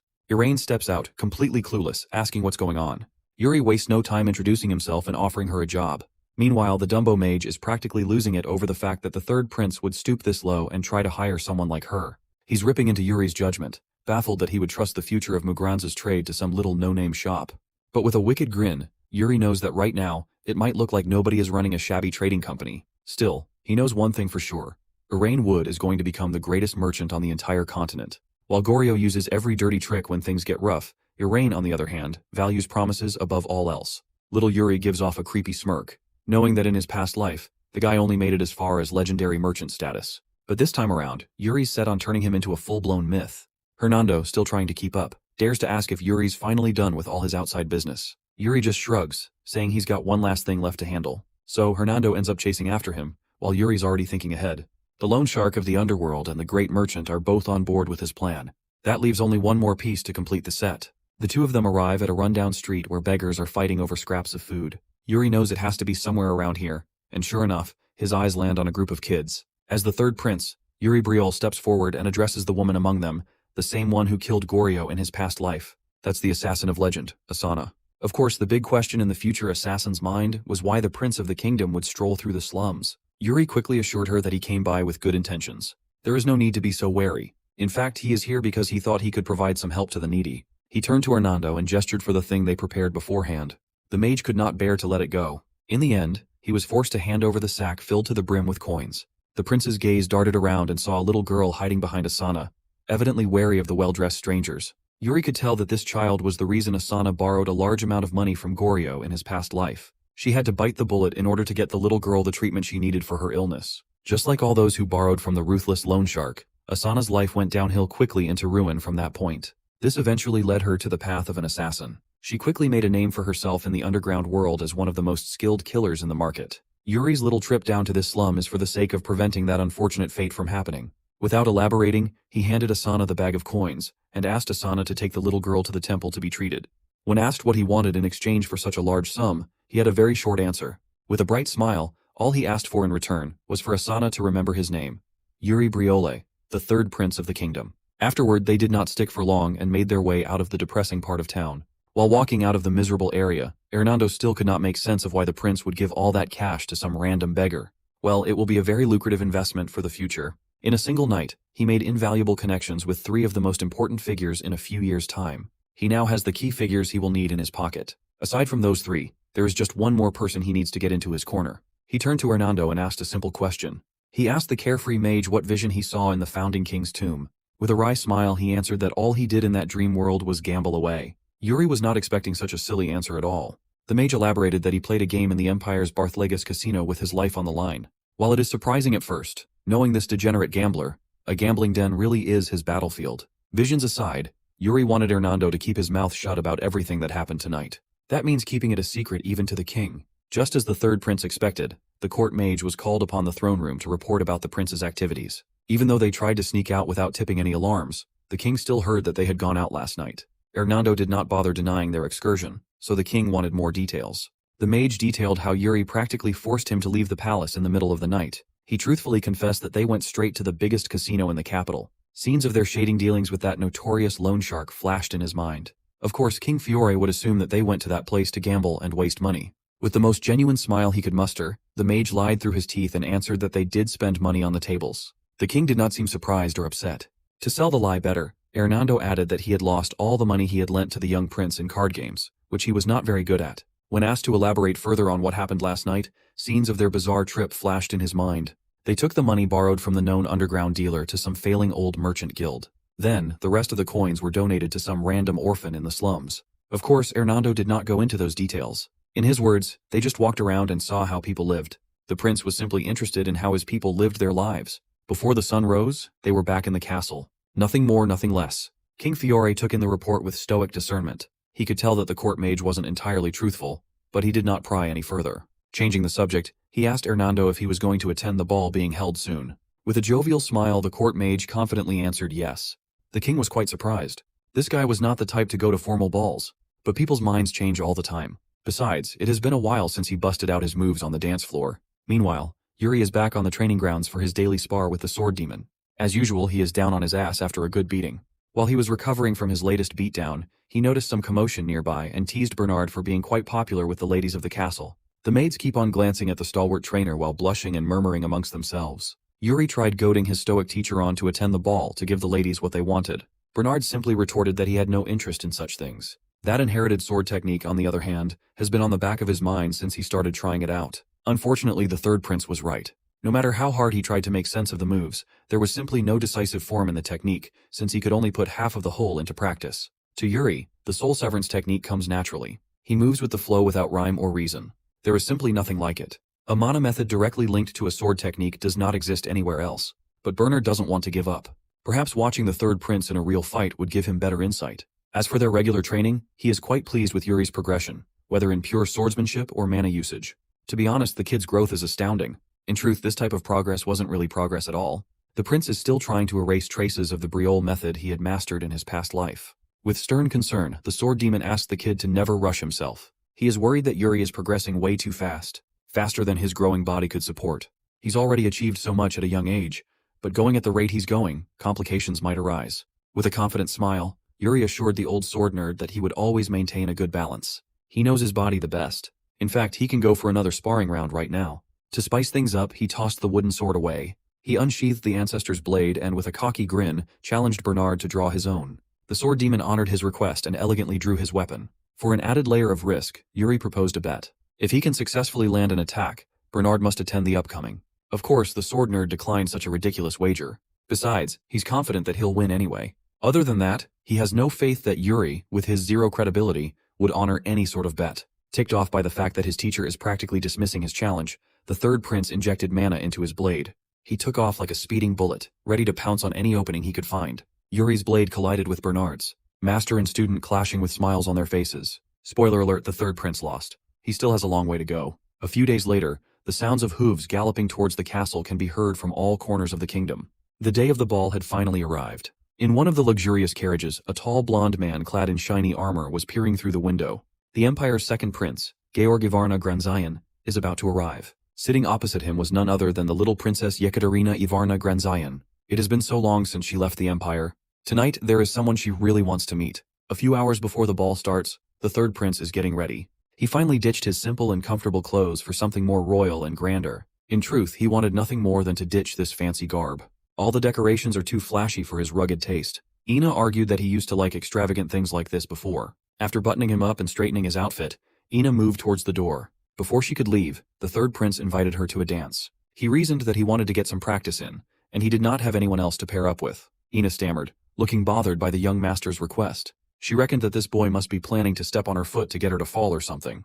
He smoothly took her by the hand, pulling Ina closer while promising not to mess with her. No funny business at all. Tonight, they are just partners dancing to the tune of their own music. He took the lead, and she followed. Ina felt her maiden heart skip a beat, unable to utter a word as the dashing young master swayed her with care. When she calmed down, Ina bragged that she was a fairly good dancer. In response, he playfully asked who it was she's been dancing. Once more, Ina boasted that she was quite popular, but she had never danced with someone so short before. No worries, that height difference won't be a problem soon. For a few minutes, the two freely danced under the moonlight, peering through the window, and Ina stepped on his foot a few times. Inside the opulent ballroom, sounds of melodious music filled the halls. Nobles and their partners took to the floor to show their elegant moves. Up in the highest booth, King Fiore is sitting on his throne, drinking his wine while observing the festivities. Besides the table with a wide spread of food, the three princes were talking and laughing. While he's engaged in conversation, Yuri is carefully scanning the room.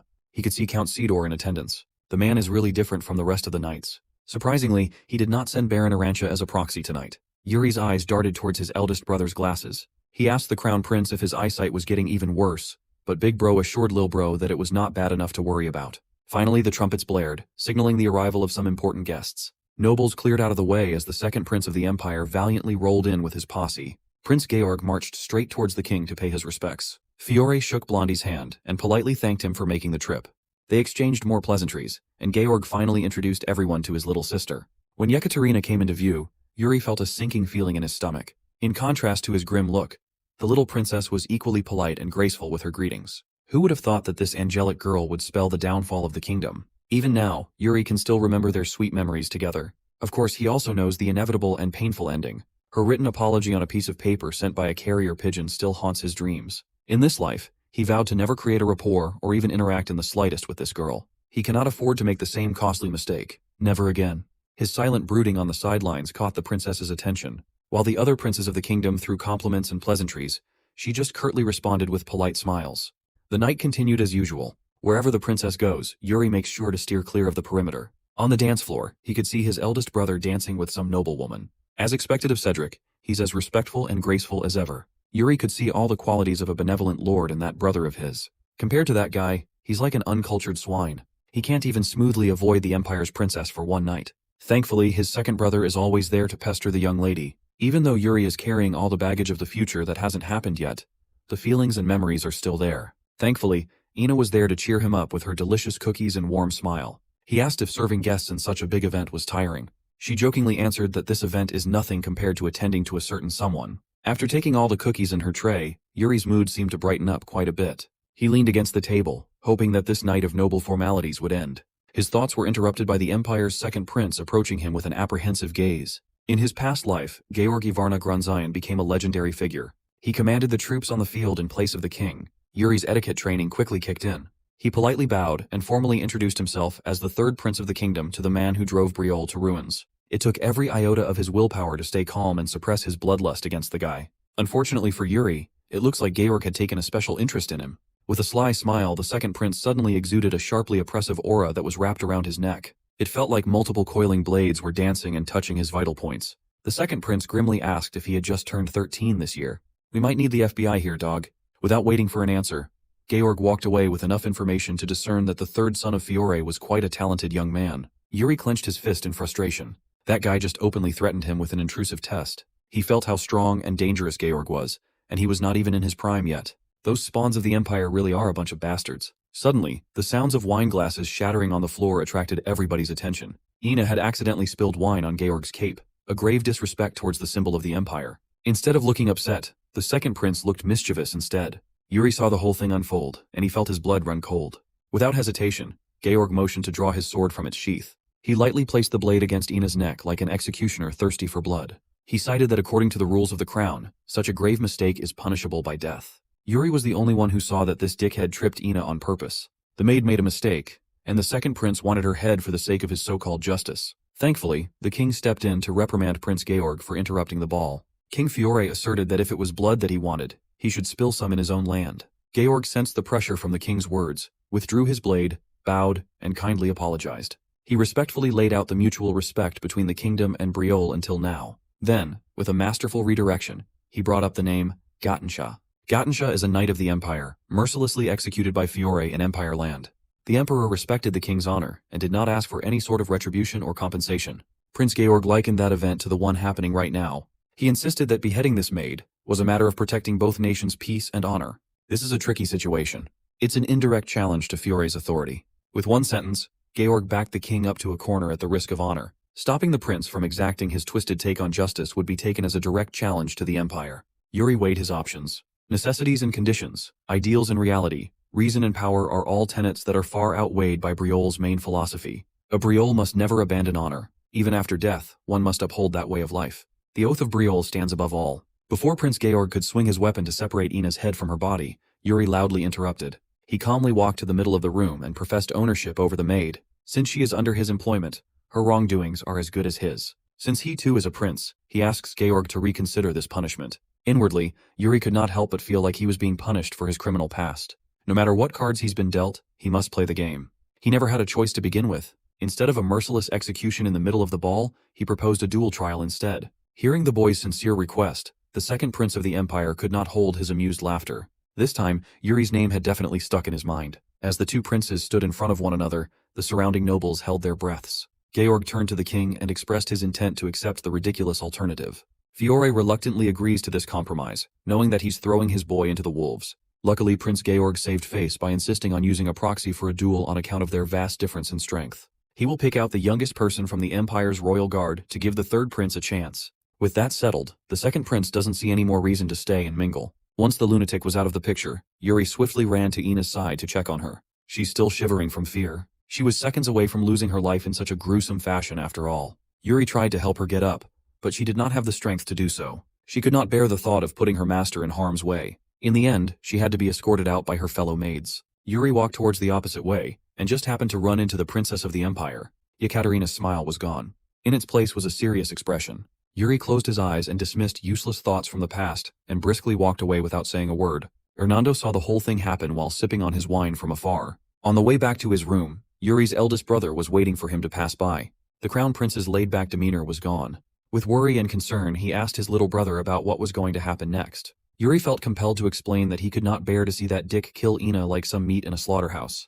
The crown prince sighed and ruffled the boy's hair lovingly. It has been a while since he felt his brother's genuine concern for his well-being. Before dismissing him, Cedric asked his little bro if he needed any sort of help regarding this upcoming headache. Prince Georg made it seem like he was being considerate by assigning a proxy near Yuri's level, but Cedric sees this as the exact opposite. If Yuri was to fight a knight close to his age and strength, some sort of accident could occur in the trial. Cedric wanted to step in and take care of the problem himself, using his own means. However, Yuri doesn't want that. He started this problem, so he wanted to be the one to put an end to it. Sensing his little brother's tangible confidence, Cedric dropped the topic and chose to place his trust in the boy. Right now, the ball is a bit of a mess when the Empire's second prince stormed off. It's Cedric's job to fix the heavy atmosphere out there. Yuri really looks up to his big brother. If the kingdom hadn't fallen, he is certain that Cedric would have been a great ruler. In this lifetime, he wants to see what kind of kingdom Briol is capable of becoming under Cedric's reign. For that to happen, the boy must fight through and make sure that a future exists. It did not take Georg long to pick the youngest knight in his order.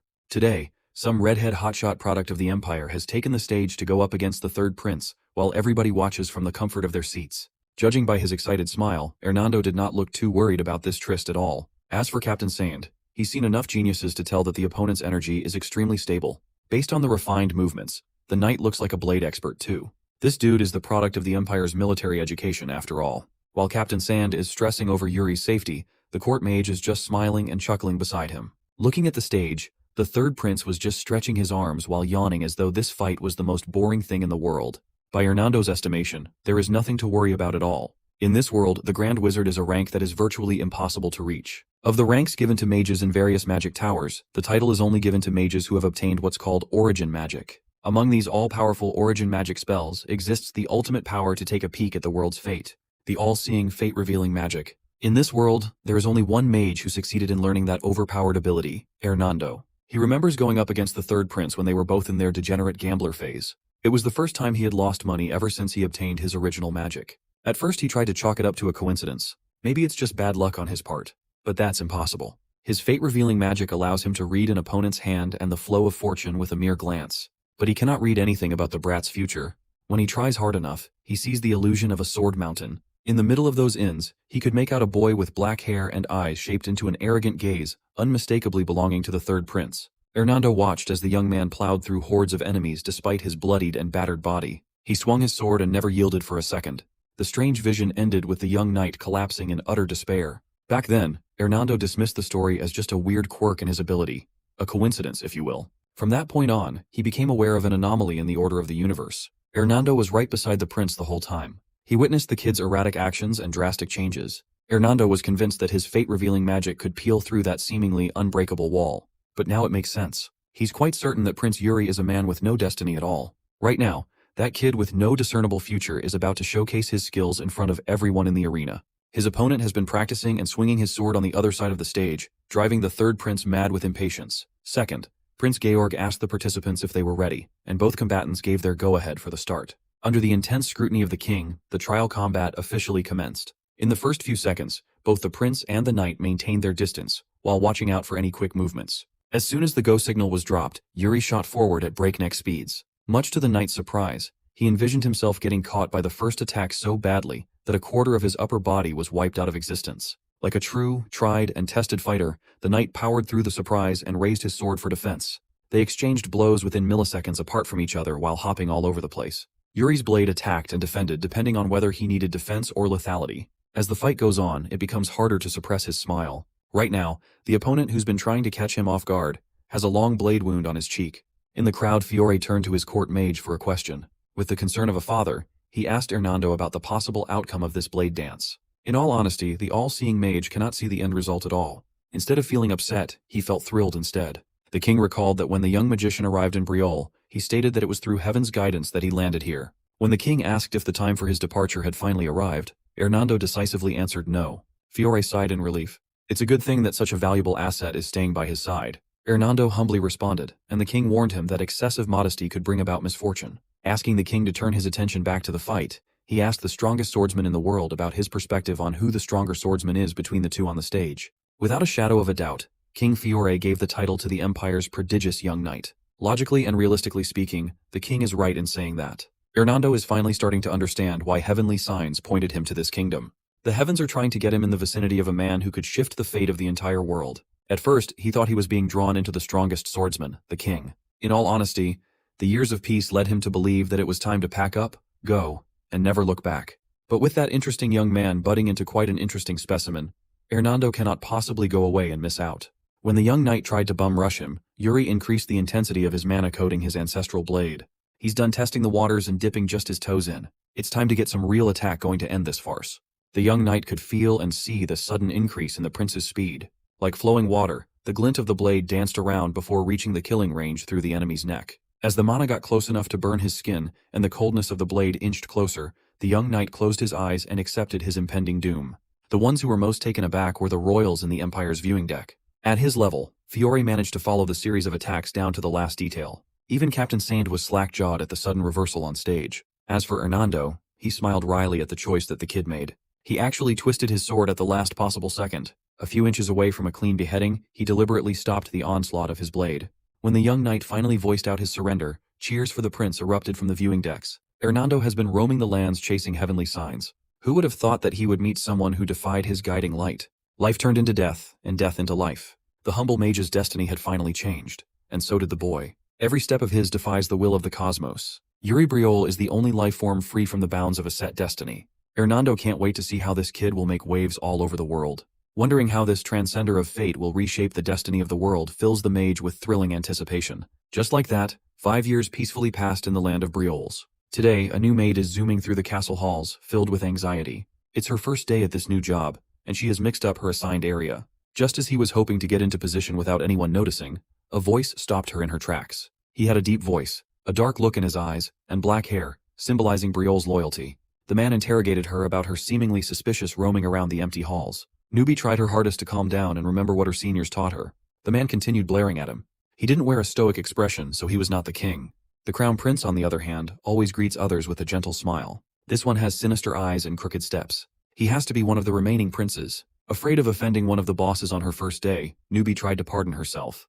The man yelled at her even louder for ignoring his royal presence. He asked if these maids had some sort of manual, mentioning that he must be avoided. Running out of patience, the prince finally decided to dish out some heavy education on the new girl. Before that could proceed any further, a laid-back voice called out to his brother to stop the creepy behavior. When Newbie was just training to enter the castle, everyone told her to take note of one more person in that stronghold. If she sees someone wearing a confident expression while carrying a sword by his waist, she must greet the handsome third prince with the utmost respect. After forcefully separating his brother from that poor maid, Yuri went for a stroll around the courtyard with a bag of snacks in hand. As payment for getting her out of trouble, the maid kindly handed him a decadent bag of sweets. It was quite delicious. After wiping his mouth and dusting his hands, Yuri focused. He's now at the unarmed realm level, a state where the pressure on his hand and body is lessened with or without the sword. Reaching that level after years of hard work is quite an achievement. It has been half a decade since he was killed by Laurent's undead sword and regressed back to his 13-year-old body. Now that he's 18, peaceful days will soon be coming to an end. Speaking of which, those old men in charge of the kingdom's future are probably yapping their asses off right now. Yuri headed for the conference room. He knocked and yelled for anyone to let him in, to no avail. Inside, sounds of intense arguing leaked out through the door. The guard standing by the entrance suggested that the third prince try knocking one more time, and maybe someone would hear and let him in. Done wasting time being ignored, Yuri used his newfound mana enhancement to blow the door open with his fist. The high-ranking nobles of the kingdom were scared and confused to see the third prince apologizing for the intrusion. He's been knocking for a minute, but no one seemed to hear it. Like a reasonable guy, he used more force the second time around. Yuri turned to his father at the head of the table and requested to be included in this conference. After being seated, the discussion about the last and biggest agenda continued. One of the young counts restarted the dialogue by asserting that they did not have any spare troops to help the allies outside the border. If the nobles are going to ignore the Empire's earnest request, then the nobles should be the ones to shoulder it instead. Yuri understood why everyone felt so strongly about their stance on this issue. Everyone is heavily considering their gains and losses. It's all a money game. If he recalls correctly, this coalition of allied forces and the grim incident it will suffer is about to begin. The Empire issued a call for every neighboring power to join the so-called allied forces.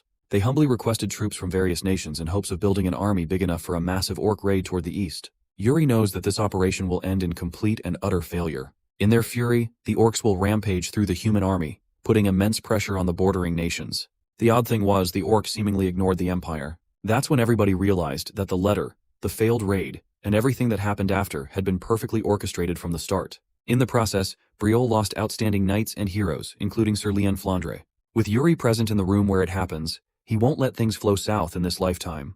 The table was pretty much split on the decision to send or not to send troops to the allied forces. Before the bitching and moaning about protecting their numbers could get any worse, Yuri decisively volunteered to be sent to the front lines himself. He will join the allied forces so they can properly show their sincerity to the world. As for these politicking old men, all he asks is for them to do their noble duty, and not bring the Briol name any more shame. Hearing his son speak with candor and honor made the king smirk a little. He was quite impressed that his boy arrived with an answer that would tick off all the required boxes. Later that day, Yuri transferred over to his beloved training grounds to spar with Bernard. One of his brothers, the rude one, came running into the arena to ask him if the news was that Lil Bro was seriously heading to the front. The arrogant and ignorant brute could not understand why Yuri was risking his safety when he was an untouchable royalty within the kingdom. Yuri retorted that what he's trying to do is precisely the duty of a royal. With a sigh, the second prince asserted that he finally understood Lil Bro's mindset. With a twinkle in his eyes and a new appreciation for life, he promised to protect the palace while Yuri was away. Then the dumbass ran away with his unnatural gait. At this point, Yuri would be relieved if that fool didn't cause any trouble, let alone protect their home. On the topic of leaving home, the third prince asked his longtime friend and instructor, Bernard, if he was worried about his safety. The sword demon reckons that as long as the kid doesn't do anything too reckless, he will return in one piece. Knowing how critical the old man usually is, this is quite a generous evaluation. Still, he urged the third prince to always be vigilant and careful. In his sword demon days, Bernard learned how tricky dealing with orcs was. Those big fuckers are stronger and more despicable than you would expect. He warned the kid to look out for orcs carrying a tattered flag on their backs. Those things are from World of Warcraft. They are orcvals, a particularly ferocious and powerful subset of beasts. Yuri assured his trainer that everything would be fine. He has his ways after all. Interrupting their conversation, Ina barged into the training hall while trying to catch her breath. She came by to inform her master that Yuri's guest had arrived with that thing he had ordered. He has a plan for this upcoming doomed orc raid. A very special one at that. The guest, Ina, pinged him about sitting in Yuri's office while drinking tea. When the third prince entered, Elaine Merchant Guild's vice president, Guillermo, stood up and extended a reverent greeting. Yuri thought he would be meeting Elaine today, but his madam is currently on the road, so the vice president had to shoe in as a substitute. Even with the success of their merchant guild over the past 5 years, she still prefers going on dangerous product runs herself. She says it's what she does best. Well, Guillermo did not come here empty-handed. He procured and delivered Yuri's special item. The third prince excitedly opened the ornate box, and finally, the 4-piece dagger set, Elementarian, was now in his possession. Guillermo went through a lot of hoops to get this set, and he did not expect such an exorbitant price for some decorative daggers. But these things aren't purely decorative. They are artifacts imbued with great ancient magic. Seeing the third prince's mana manipulation in action, Guillermo almost shat his pants. To tease the man further, Yuri slowly brought his tip to the man's face. Pause. When the blade was withdrawn, Guillermo breathed a sigh of relief. The prince's mana use is simply on another level. Suddenly a dark figure entered the room. It was quick and silent. Yuri caught a glimpse in the corner of his eye, but Guillermo was none the wiser. The arrival of that shadow prompted Yuri to send the businessman off. In a few days, he wants an exhaustive report about how the Empire is preparing for the raid. When Guillermo is finally out of the picture, Yuri slumps onto the couch and calls someone to come out of the shadows. Slowly, Asana materialized behind him, clad in her assassin's garb. First and foremost, he wanted to know if their Goryo problem had been handled. As the boss ordered, Asana sent that loan shark a very convincing warning. She left a strongly worded message to that bastard to stay in his lane in the middle of the night. Yuri had to step in since that cash rat kept on trying to go after Elaine's money. On the way to this room, Asana heard the servants talking about this boss of hers joining the Union Army. With concern, she urged him to be careful out there. She makes it sound like he's going out to enemy territory alone. Well, that's not the case since Asana will be tagging along in this upcoming journey. When asked if she could keep up, Asana's deadpan expression curved into a beautiful smile. Anywhere is better than where she came from. She will be by her master's side even in war. A few days later, the day of the march had finally arrived. Before leaving, Crown Prince Cedric sought his little brother out while he was fixing his new black armor. With deep concern, all he asks of Yuri is to take care of himself out there. The third prince confidently jested that he was invincible. Out in the front lines, he plans to raise the image of Briol.